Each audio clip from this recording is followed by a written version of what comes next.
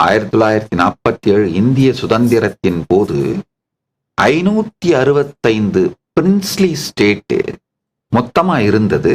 அதுல 548 princely state Hindu மதத்தை, சனாதன தர்மத்தை ஆட்சி மதமாக, அரச தர்மமாக கொண்ட ராஜ்யங்கள்.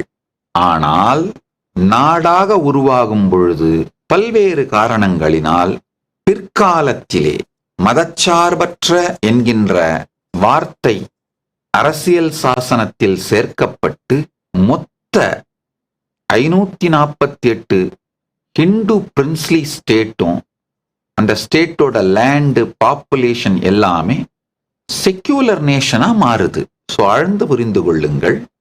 வரலாற்றை உங்கள் முன் விரித்து வைக்கின்றேன். அதுதான் இப்ப நான் செய்யற வேலை. அதனால சனாதன ஹிந்து தர்மம் அழிவற்றது.